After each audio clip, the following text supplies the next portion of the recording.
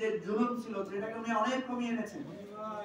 আস্তে আস্তে প্রত্যেকটা ক্ষেত্রে আন্তর্জাতিক মহলে সব জায়গায় এবার যে জাতিসংঘের মহাসচিব এসেছেন 4 দিনের সফরে, এটা বাংলাদেশের জন্য অসামান্য অসাধারণ অর্জন। সুতরাং আমাদের সবার সাহায্য লাগবে, সেনাবাহিনী, পুলিশ, বিজেপি, সরকার, উপদেষ্টারা, আমাদের সকল রাজনৈতিক দলের সহযোগিতা লাগবে এবং সহযোগিতা দিয়েই আমাদেরকে একটা জায়গায় পৌঁছাতে হবে। আমরা অনুরোধ করব, অনেক ন্যায্য কথা আছে, সেটাও কিন্তু কৌশলগতভাবে বলতে হয়। আমরা অনেক ন্যায্য কথা বলতে জানি, কিন্তু কৌশলগত কারণে আমাদেরকে রয়ে সয়ে অনেক কথা বলতে হচ্ছে। সুতরাং সবাইকে ধৈর্য ধারণ করতে হবে, সবাইকে একটা মাথা ঠান্ডা রেখে অস্থিরতা দূর করে চলতে হবে। আমি এর আগেও বলেছি, সেনাবাহিনী প্রধান বর্তমান পরিস্থিতিতে যে সমস্ত বিষয় বলেছেন রাজনৈতিক নেতাদের সাথে, এগুলো একান্ত ব্যক্তিগত আলাপ, এগুলো কোনো প্রাতিষ্ঠানিক মিটিং বা প্রাতিষ্ঠানিক আলাপ নয়। এই ধরনের আলাপকে জাতীয় পর্যায়ে এনে একটা পরিস্থিতি তৈরি করা, এই ধরনের আলাপ অতীতে অনেক হয়েছে। অনেক রাজনৈতিক নেতাদের সাথে আমার কথা হয়, তারা বলেছেন সেনা প্রধানের সাথে তাদের ব্যক্তিগত আলাপে নানা আলোচনা হয়েছে, কিন্তু সেই আলোচনাকে পাবলিকলি এনে যে পরিস্থিতি তৈরি করা হয়েছে, এটাকে সমাধানের দায়িত্ব, এটাকে কুল ডাউন করে স্বাভাবিক পরিস্থিতি আনার দায়িত্ব এই সরকারের।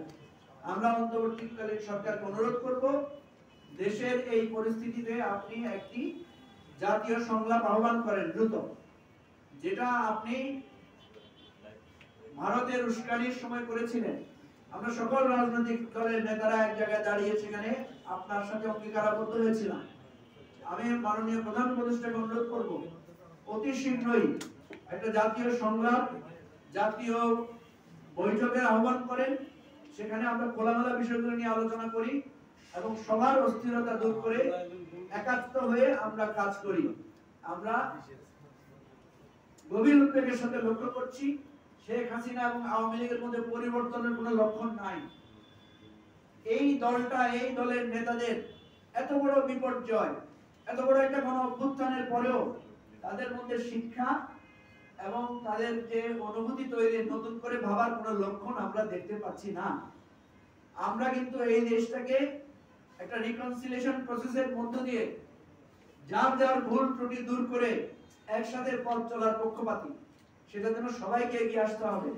আপনি আমাকে খুন করবেন, আপনি আমাকে গুম করবেন, আপনি আমার লক্ষ লক্ষ লক্ষ লক্ষ কোটি টাকা লোপাট করে দেশটাকে শূন্য করে ফেলবেন, এরপরও অনবরত হুমকি দিয়ে যাবেন, এরপর বলবেন আপনার সাথে আমার ইনক্লুসিভ পলিটিক্স করার জন্য।